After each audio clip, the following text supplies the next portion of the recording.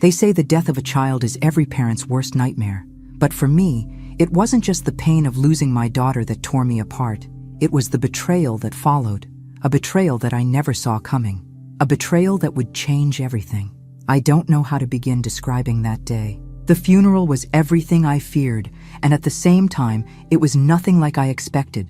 There's no guide for this kind of thing. The sudden, unexpected death of your only child.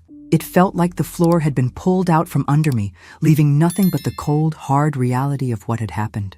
Olivia was only 40. She was full of life, full of promise. Yet here I was, standing at the front of a room full of mourners, looking at her coffin. There was a strange emptiness inside me, like a part of me had been ripped away, never to return. I should have been sobbing uncontrollably, but I couldn't. All I could feel was a hollowness, a void. But there was something else that made this unbearable, something that gnawed at me and made everything worse. Aaron, my son-in-law, was acting like a man who just lost a stranger, not a wife. He barely spoke. His eyes never welled with tears. He wasn't grieving. He was, for lack of a better word, indifferent. At first, I thought maybe it was just the shock of everything. Maybe he was in denial. But as the hours went by, I couldn't shake the unease that kept creeping in. He wasn't even trying to hide it. His focus seemed to be on something else entirely. His phone, his watch, anything but his wife's memory. I stood at the back of the room, watching him, trying to make sense of it. Something was wrong, and I couldn't quite place it. My heart ached for Olivia, but it also ached with confusion and dread about Aaron's behavior. He didn't even seem to care about the people who were here to mourn Olivia. He was cold. Later that evening, after most people had gone home and I was left alone in the quiet of my house, I started to go through some of Olivia's things. Letters, old photos, memories of better times, anything to make the silence less deafening. That's when I found it. A stack of bank statements, with withdrawal receipts marked in red ink. The number that jumped out at me was $300,000, withdrawn from the account I shared with Olivia. I couldn't breathe for a moment. My chest tightened as I reread the figures, trying to make sense of them. That wasn't just a transfer. That was a robbery. And worse still, it had been done in Olivia's name, using her identity to access funds she hadn't authorized. I felt something I couldn't explain. Was it anger? Betrayal? Fear? A mixture of everything. Aaron had taken money from her account just hours after her death, just as we were burying her.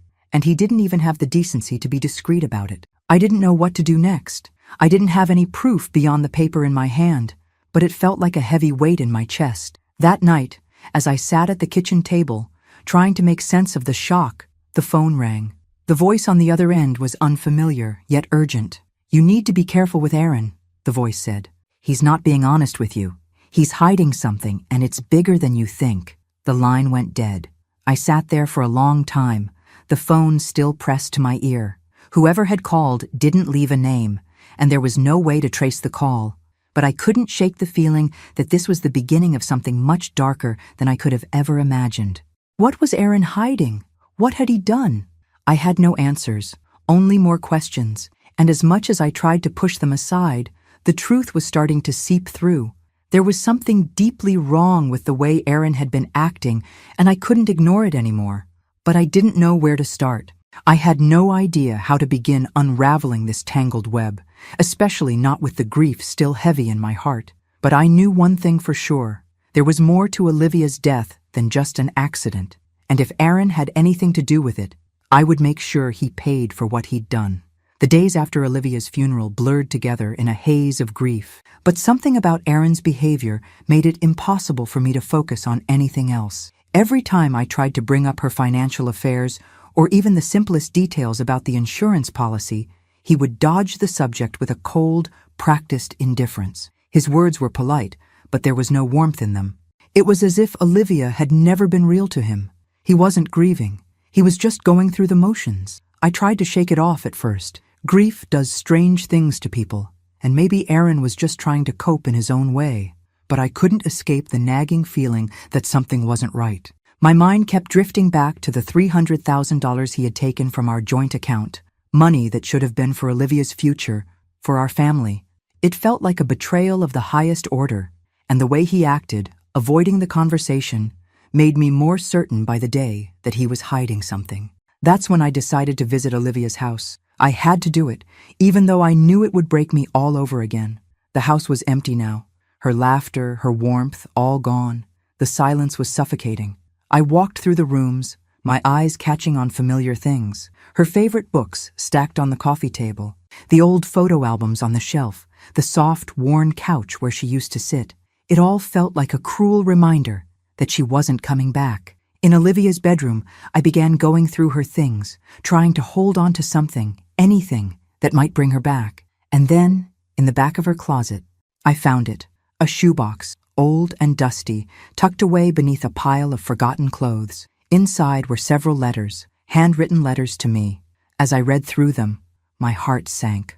Olivia had written about the frustration she felt in her marriage, the ways Aaron had become controlling, distant, and cold over the years. She mentioned how he pressured her to sign documents she didn't fully understand, how he had isolated her from friends and family, convincing her that she couldn't live without him. These were things I had never known. I had always trusted Aaron, always thought of him as part of the family, but reading her words now made me question everything. In one letter, Olivia had written, "I feel trapped, like I'm losing myself. Aaron is changing. I'm not sure I can keep pretending everything is fine." The realization hit me like a physical blow. I had seen signs of their strain, Olivia's tired eyes, the way she avoided certain topics when she came to visit, but I had always brushed them aside. She seemed happy enough on the surface. How could I have missed the depth of her unhappiness? But now, looking at these letters, I began to understand. She had been suffering, and I had no idea how bad it had really gotten. The grief that had already felt unbearable grew even sharper, but alongside it, a new, gnawing feeling began to take root. Suspicion. I wasn't sure what had happened to Olivia, but I began to feel that her death wasn't as simple as an accident. The pieces weren't fitting together. I had to know more. The more I thought about it, the more I realized that I didn't even know where to start. What did I need to uncover? What was Aaron hiding? The insurance policy, the bank records, or something deeper, darker that only he knew? I pulled out the financial records I had been gathering and started scribbling notes, making connections between Olivia's last months and the strange withdrawals. Something felt off. Too many accounts had been changed, too many decisions made too quickly. And there was Aaron, always hovering just out of reach, offering nothing but excuses when I tried to get answers. I kept telling myself to be patient, to wait for more information. But I couldn't. I needed answers now. My daughter was dead, and Aaron had already taken enough from her. I couldn't sit back and let him take more. With trembling hands, I wrote down the names of the banks Olivia used. I wrote down the dates of the withdrawals I'd found and the name of the life insurance company that listed Aaron as the sole beneficiary. As each new detail surfaced, my anger built. I couldn't keep quiet. I couldn't let Aaron get away with this. But where would I find the evidence I needed? How would I expose him without putting myself in danger? The questions ran through my mind, louder and more insistent. I felt more determined than ever before. There was something here, something Aaron had hidden, and I was going to find it, no matter what it took. I couldn't trust anyone but myself to get to the truth. I had to dig deeper, and I had to do it alone. Aaron had already proven that he could lie, manipulate, and steal. Now, it was my turn. And as I walked away from Olivia's house, a sense of urgency washed over me. I knew this wouldn't be easy, but I was ready. I couldn't ignore the gnawing suspicion that had taken root inside me. Every time I closed my eyes, I saw Olivia's lifeless body, the way her hands were stiff in that final photo of her, taken not long before the accident. She hadn't been herself lately, but what if that wasn't all? What if Aaron had something to do with it? I had to know more. The accident site was about an hour's drive from my house. I drove there alone, determined to understand what really happened. As I pulled up to the stretch of highway where Olivia's car had gone off the road, a strange feeling washed over me. The place felt empty, desolate, a few tire marks in the dirt, and the faded outlines of where the car had once been. I met with a couple of old officers who had been at the scene that night. One of them, an older man with graying hair, seemed particularly open to speaking with me. I explained my concerns, how the car didn't seem to have been in motion when it crashed. He listened carefully, and then nodded slowly. "You're not wrong, Diane," he said, his voice low. "The way the car was positioned wasn't typical. Most accidents leave the car at an angle, having spun or slid from the impact. But Olivia's car, it was practically parked in the ditch. It looked like it had come to a stop, but then, that's when the collision happened. That's when a chilling thought crept into my mind. What if she didn't crash at all? What if someone made sure it happened? The officer continued.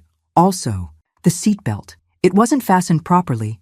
The latch was open, but the strap wasn't fully pulled across her chest. I felt a lump form in my throat. Olivia had always been so careful, so meticulous. She wouldn't have neglected something like that, not when her life depended on it. "Do you think the accident was staged?" I asked, my voice shaking. The officer looked uncomfortable, but nodded. "I can't say for sure, but something doesn't add up. That's why they'll go back over the evidence. Just don't go jumping to conclusions." I thanked him, feeling both a sense of dread and a twisted relief. Maybe I wasn't imagining things after all. There was something strange about Olivia's death, and I needed to find out what. As I drove back home, I couldn't stop replaying the officer's words in my mind. The car wasn't in motion. The seatbelt wasn't fastened. It didn't seem like an accident anymore. It was as if someone had orchestrated it, controlled it. When I got home, I found Aaron sitting at the kitchen table, looking at his phone. He didn't even glance up when I entered, his fingers moving rapidly over the screen. The room felt thick with tension as I walked toward him, my mind racing with everything I had just learned.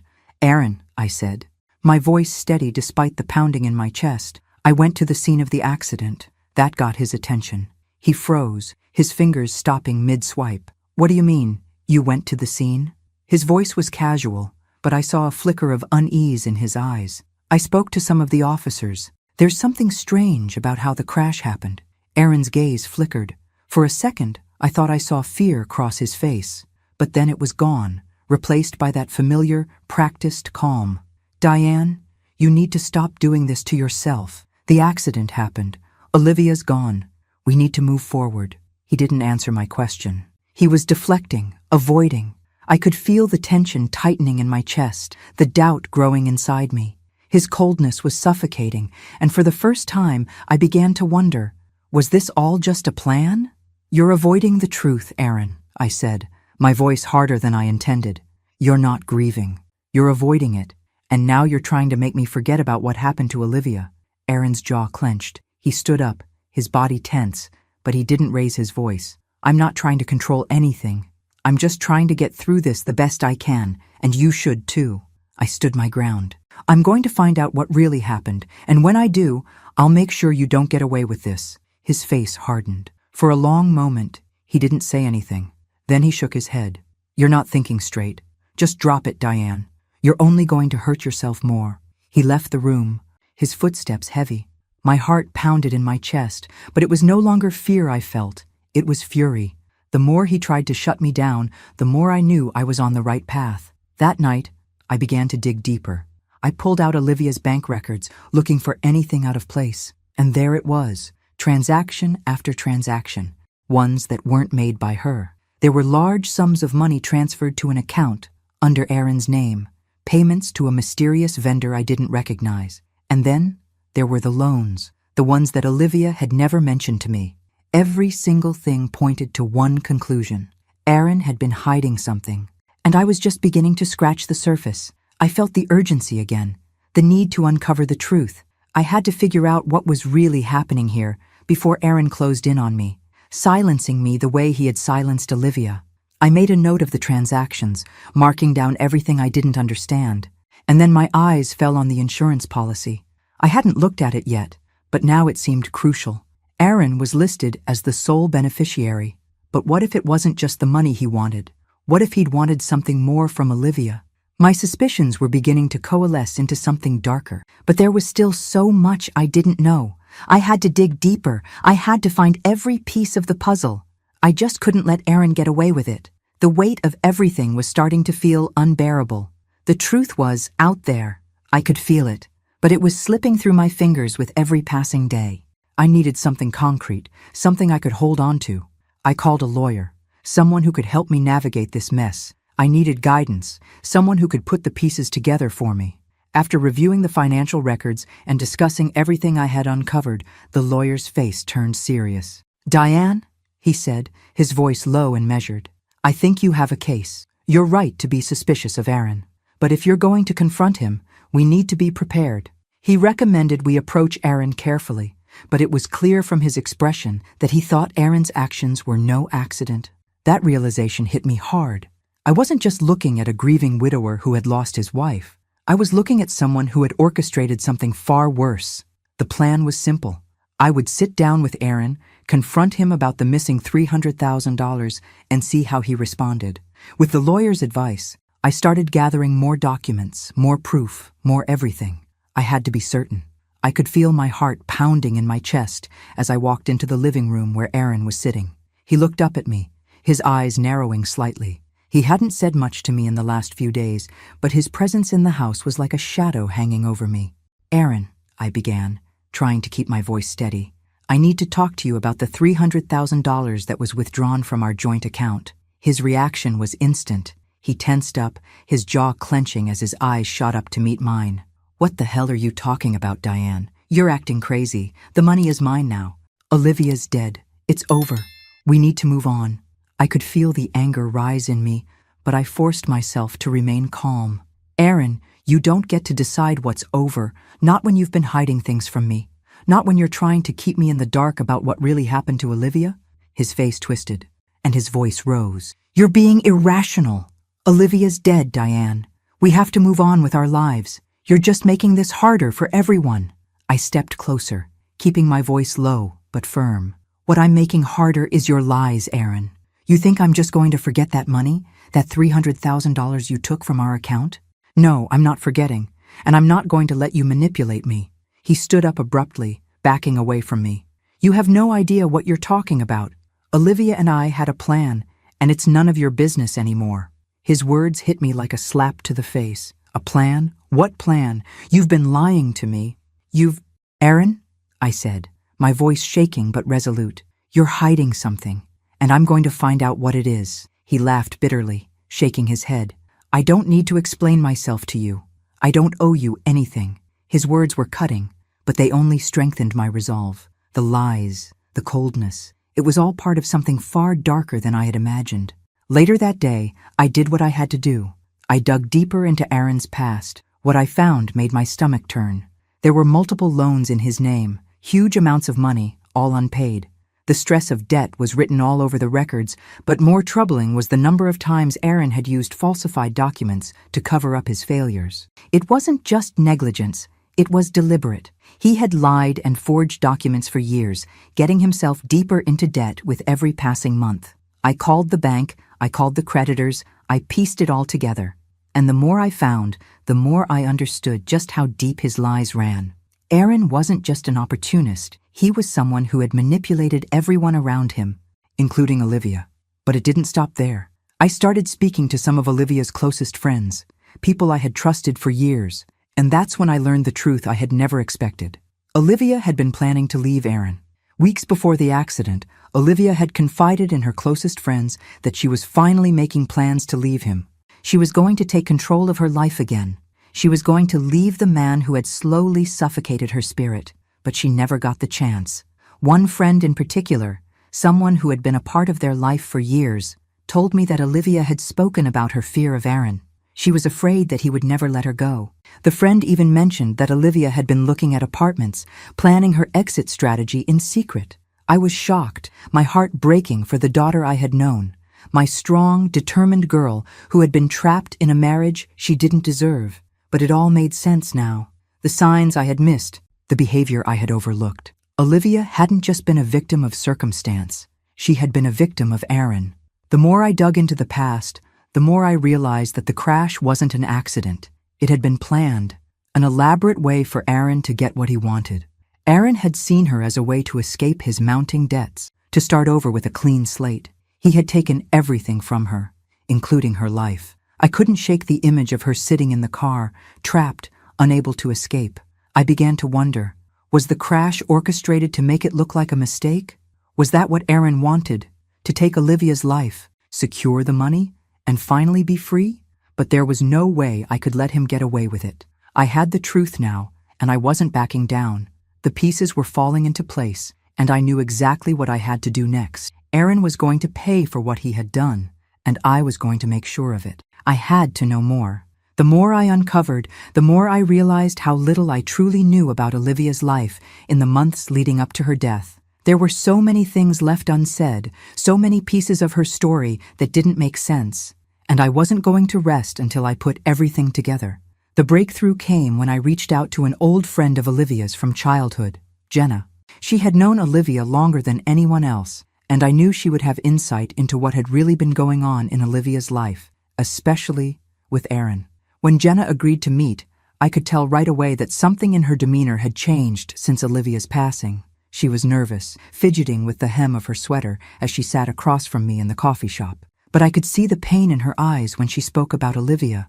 "I didn't want to believe it, Diane," she began, her voice barely above a whisper. But Olivia was really struggling.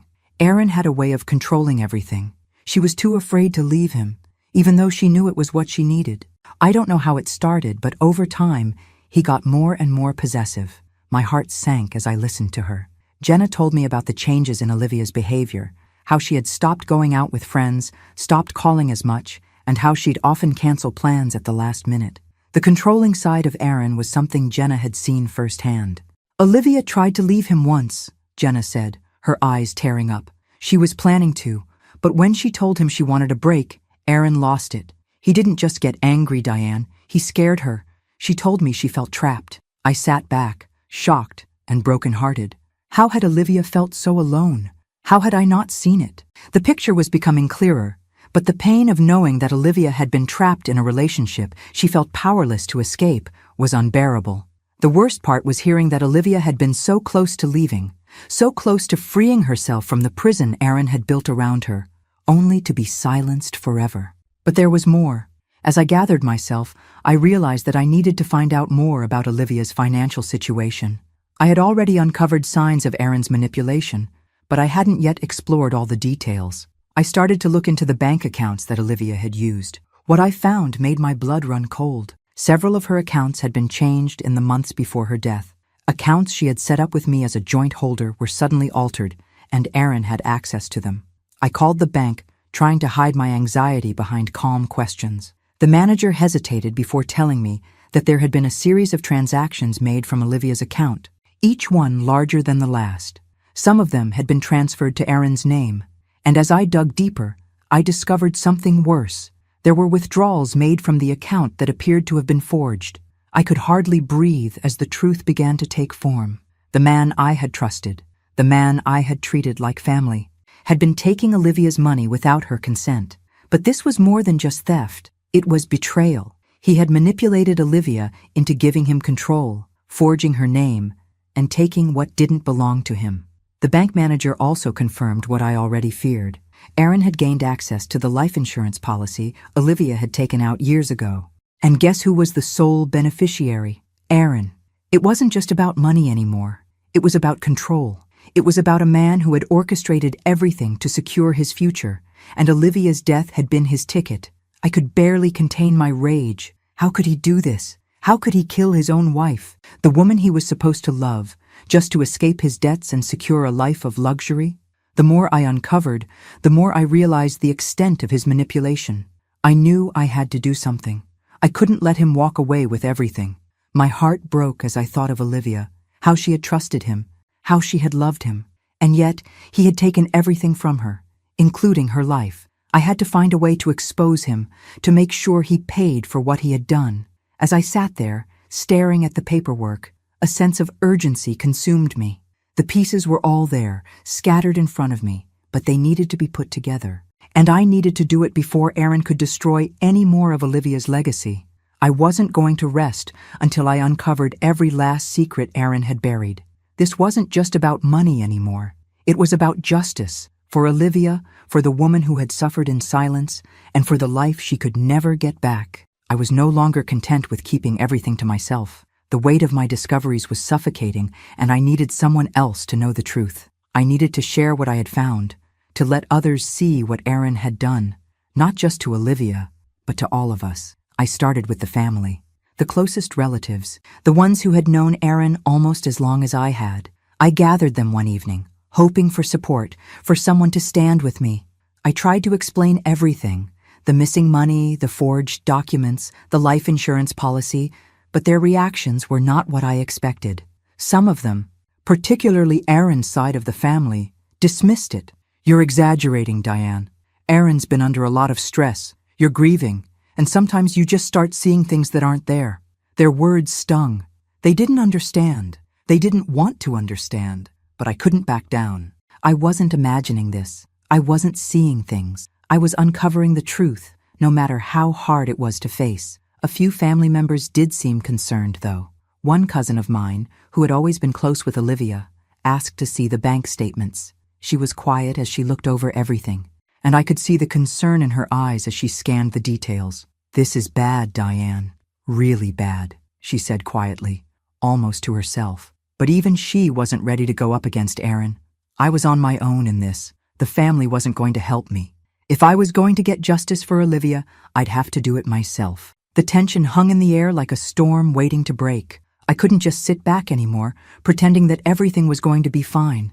Aaron had stolen from Olivia, and the more I learned, the more I realized that he had been planning this for a long time. That night, after dinner, I received an anonymous phone call. The voice on the other end was quiet, almost a whisper, as if they were afraid to be heard. "Aaron's been in trouble with the law before," the voice said. "Fraud, embezzlement, he's done it all. He's good at hiding it, but the truth's out there." The words hit me like a punch. I had suspected Aaron was hiding things, but this confirmation, the fact that he had a history of fraud, pushed me over the edge. I had to find out more. I couldn't do this alone anymore. The next day, I hired a private investigator. I couldn't trust anyone else. I needed answers, and I needed them fast. The detective I hired was professional and no nonsense. He dug into Aaron's past, looking for any sign of financial misconduct, and what he found confirmed my worst fears. Aaron wasn't just a man who had stolen from his wife. He was a serial manipulator. The detective uncovered several instances of Aaron being involved in fraudulent activities over the years, from falsifying documents to embezzling money. It seemed like it was second nature to him.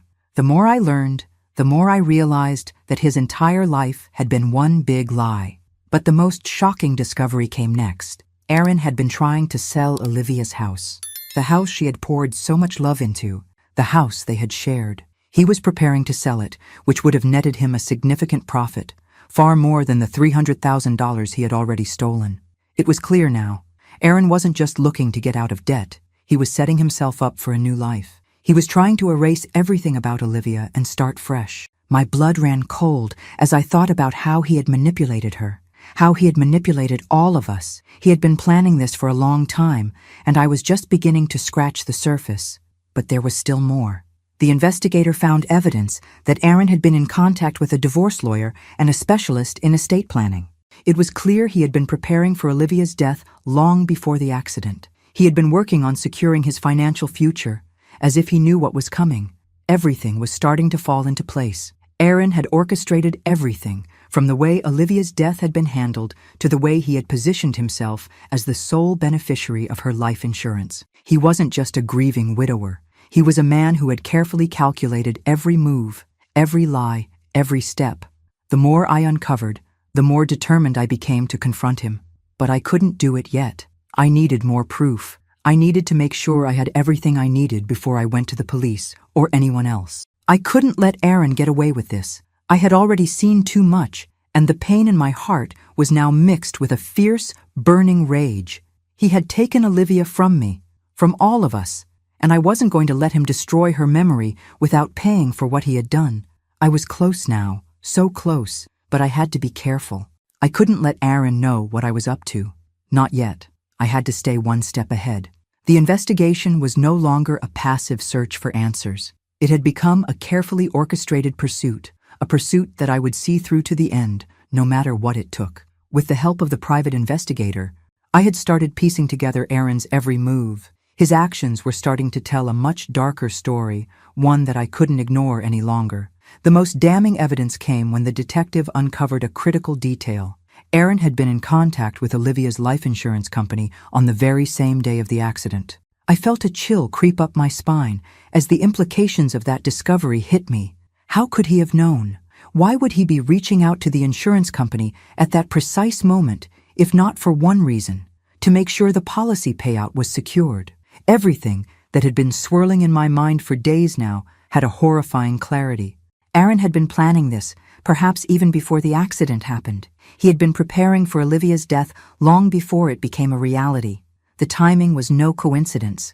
I had gathered the pieces, the phone records, the insurance papers, the bank statements, and I knew I was ready. I couldn't waste any more time. Aaron needed to know that I wasn't going to let him destroy Olivia's legacy without facing the consequences. I arranged a meeting with him, one that I had been planning for days. The tension in the air was thick the moment I stepped into the room.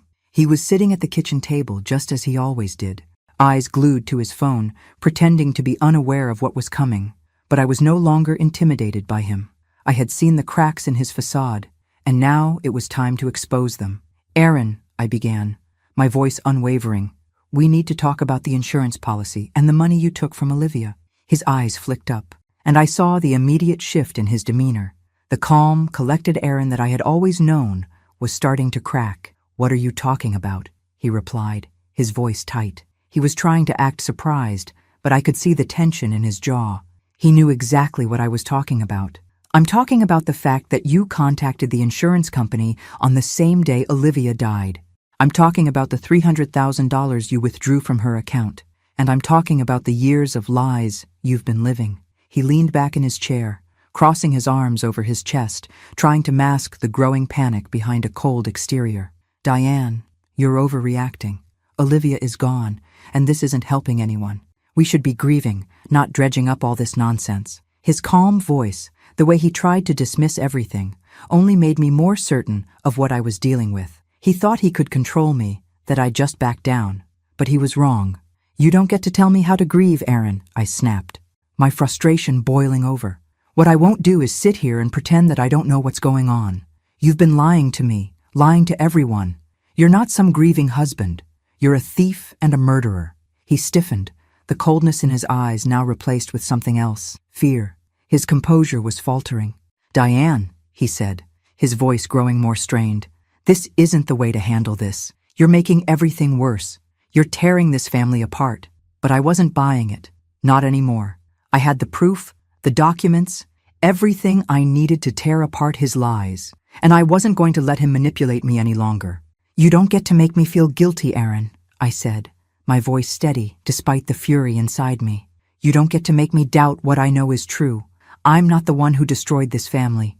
You did, and I'm going to make sure you pay for it." For a moment, he said nothing. He just stared at me, his breathing shallow, the mask slipping.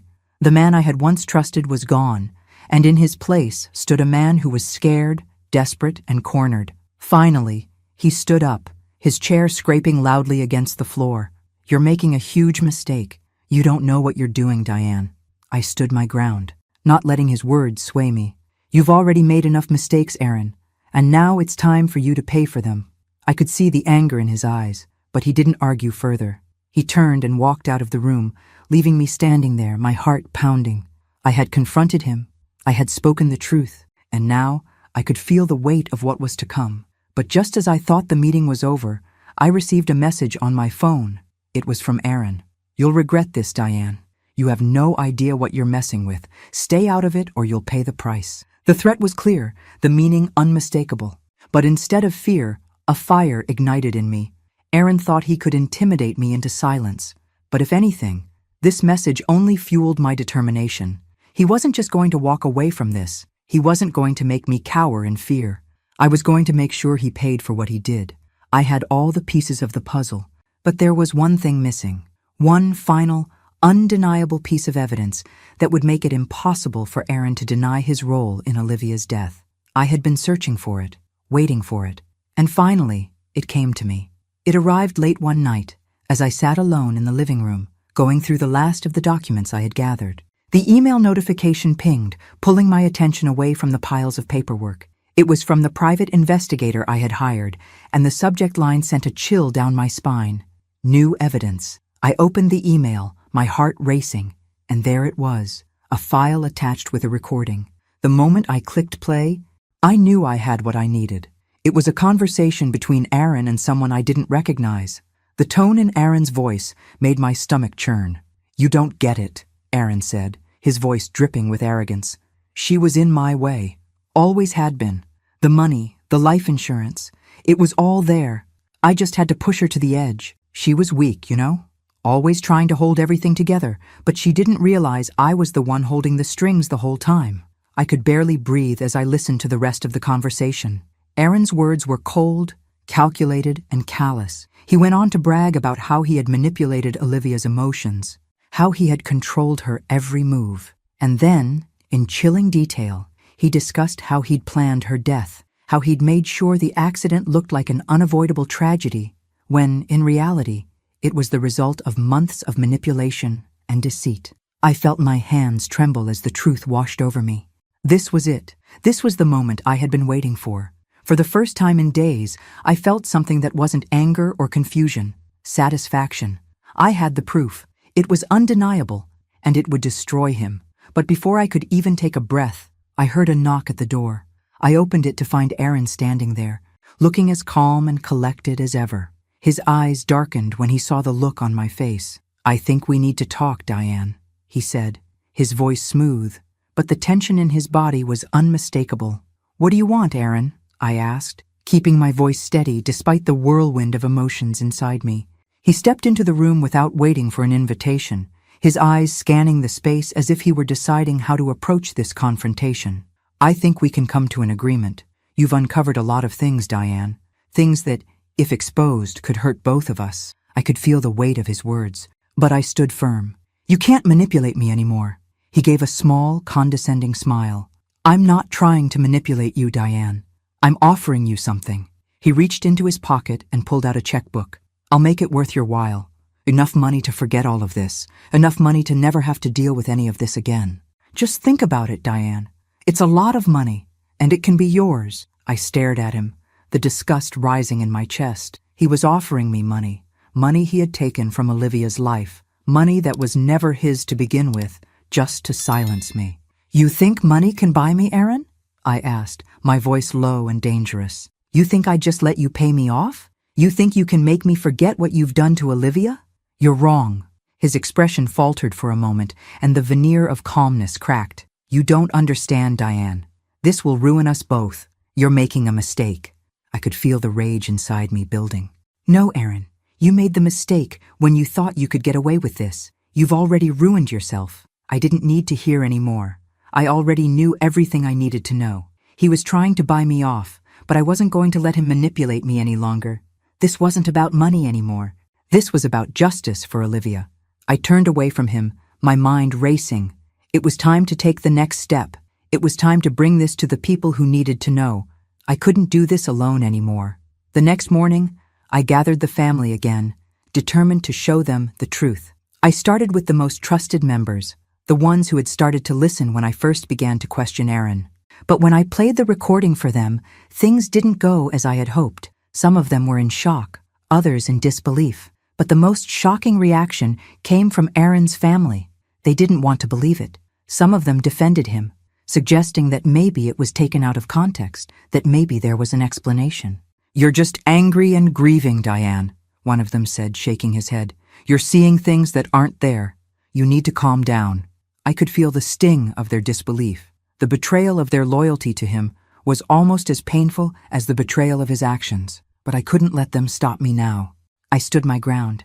"This is the truth. This is what he's done, and you need to face it. Aaron killed Olivia, and I won't let him get away with it. Not now, not ever." The room fell silent, and I could see the cracks starting to form in their loyalty to Aaron. Some of them were starting to doubt him.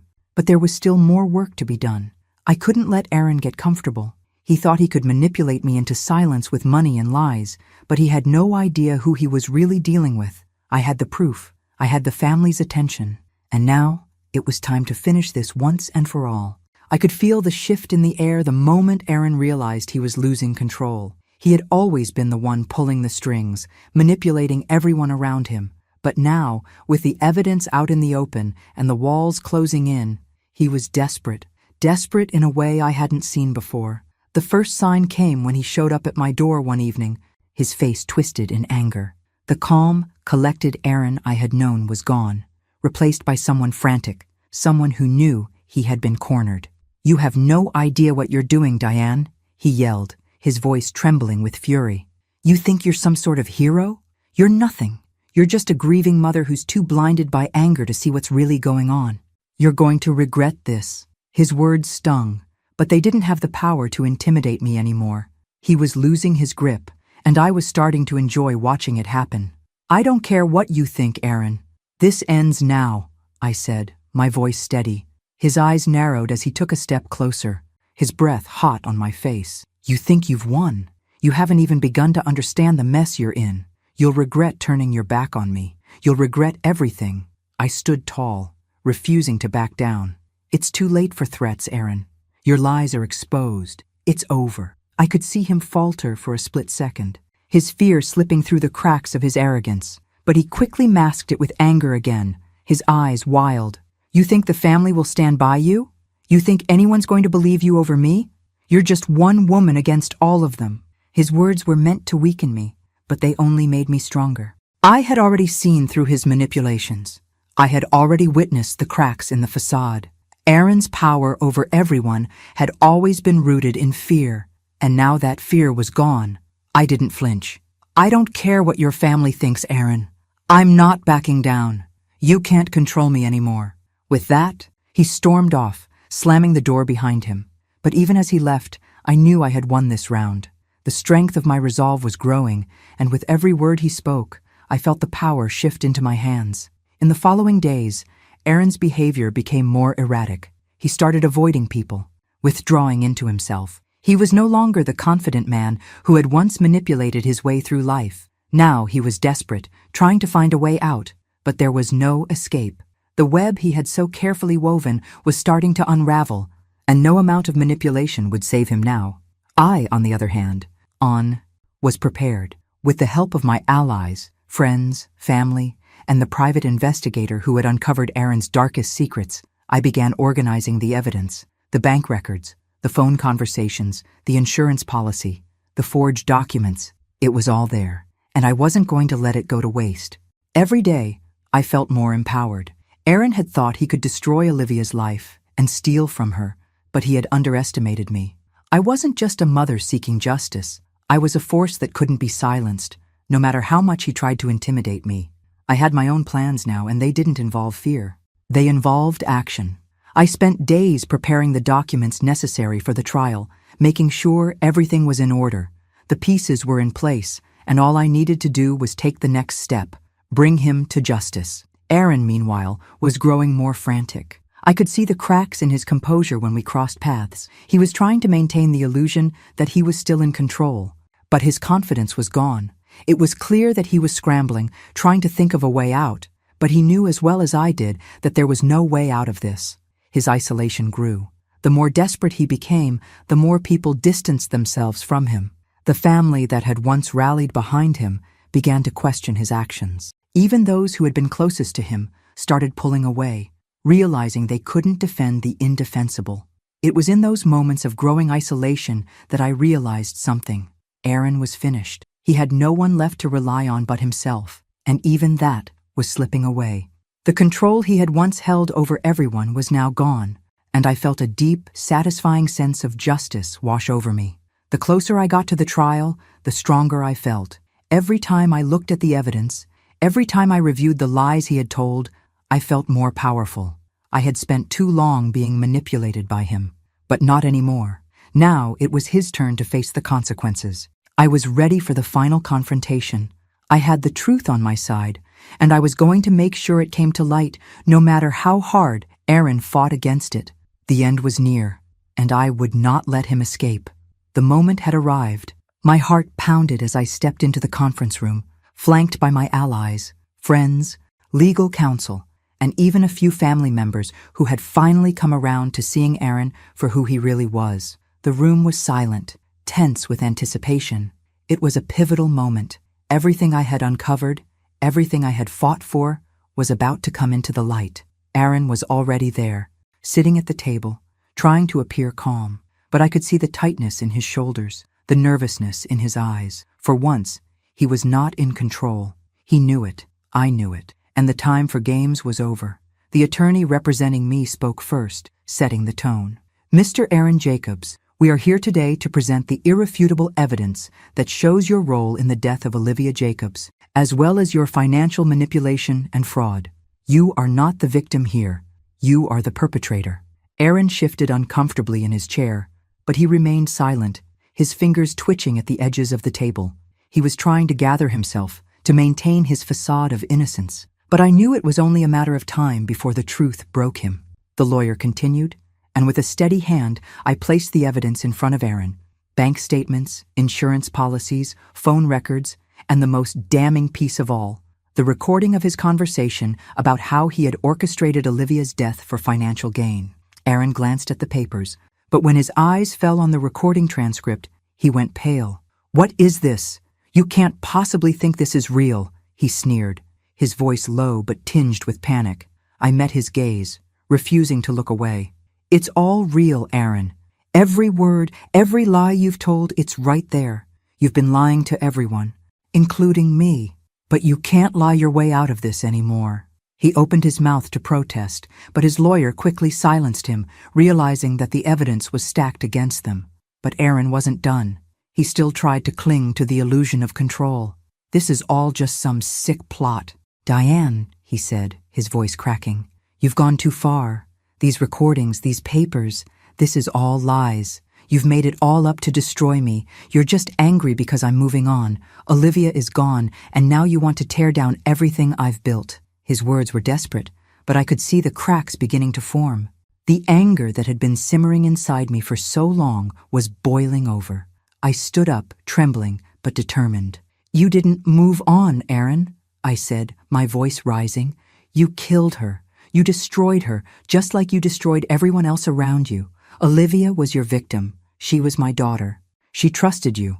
You controlled her life. You manipulated her into believing that she had no one, that she couldn't survive without you. And in the end, you took her life because she dared to break free. That's not moving on. That's murder." The room fell silent. I could hear the collective intake of breath from the others present. But I didn't care. I had held this inside me for so long, and now, finally, I was letting it all out. The anger, the betrayal, the heartbreak. "You think you've won, Aaron?" I continued, my voice shaking with rage. "You think you've gotten away with it? You took everything from Olivia. Her life, her love, her future. And for what? For money? For power? You'll never get away with it. Not now, not ever." Aaron was shaking now, his mask of confidence completely gone. He stood up, his face twisted in fury, but I could see the panic in his eyes. He was losing. He had lost. "I didn't do it. You can't prove anything," he shouted, his voice echoing through the room. His hands trembled as he pointed at the documents. "These aren't real. This is all some conspiracy to take everything from me. You'll regret this, Diane." His words were empty, hollow threats. The evidence was undeniable. And as the reality of the situation hit him, he sank back into his chair, his hands pressed to his face in defeat. The tension in the room was suffocating. Aaron had no more lies left to tell. The shock on his face was evident as he realized that he had lost control, that he was no longer the one holding the power. I stood there, breathing heavily, as my lawyer addressed the room. "The evidence against Mr. Jacobs is irrefutable. We will proceed with charges for the murder of Olivia Jacobs, as well as for his numerous acts of financial fraud." I felt a weight lift off my chest. The justice I had fought so hard for was finally within reach.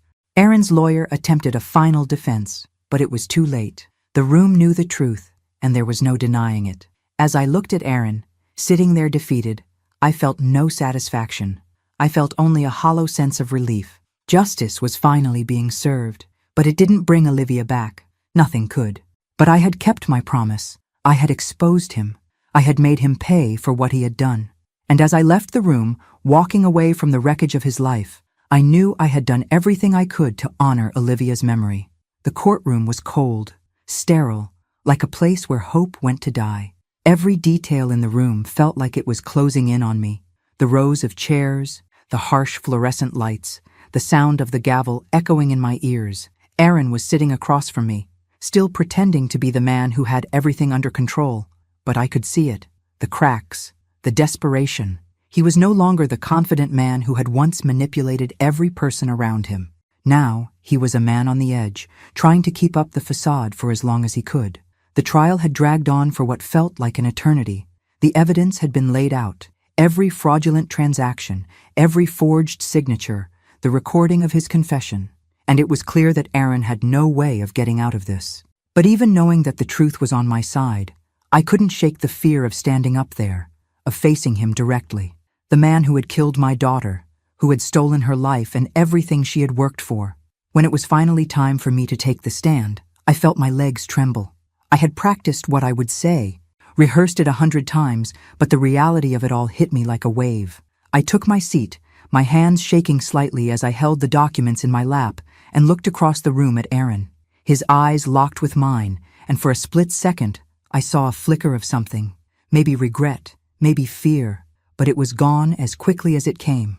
The prosecutor asked me to recount the events, to explain how Aaron had manipulated me, how he had taken advantage of Olivia, and how he had planned her death. The words felt heavy on my tongue, each one a painful reminder of the woman I had lost. I kept my voice steady as I spoke, my heart racing with every word.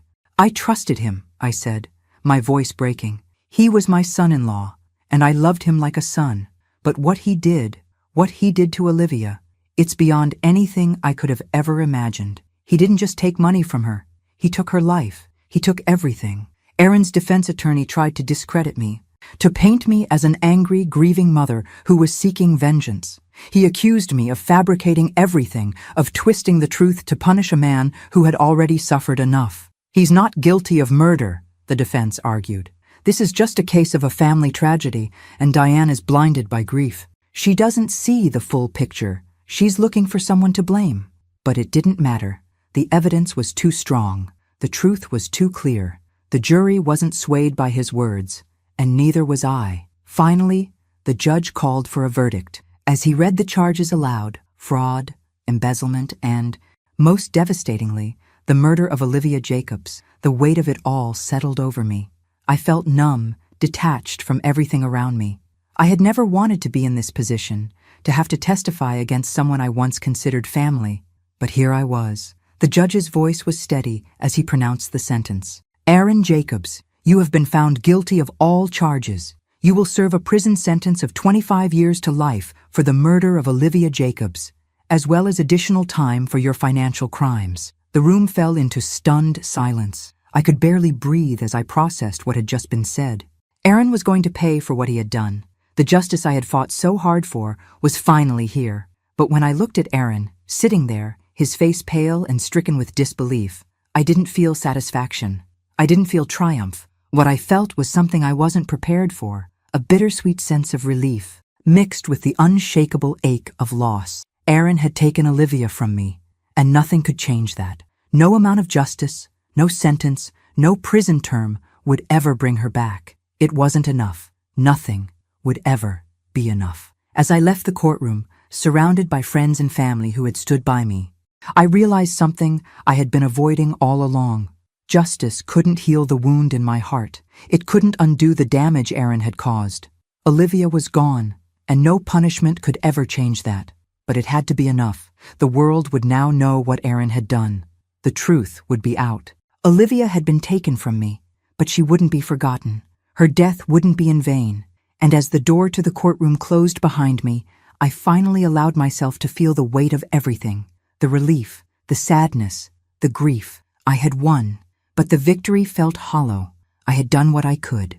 Now, it was time to begin the long road of healing. The months after the trial passed in a blur, and with each day, the heaviness in my chest lessened. I had fought for justice, and now I could finally breathe. The rage, the grief, the endless questions, they no longer had a hold on me.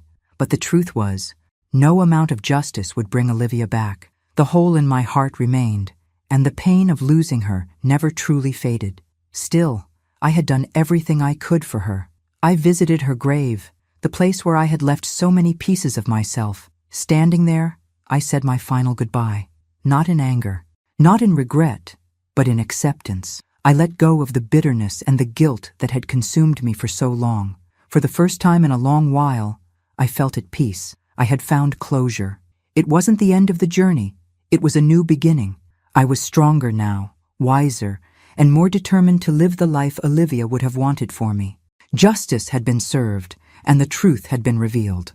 That was enough, and with that, I walked away from the past, finally free to move forward. Thanks for listening.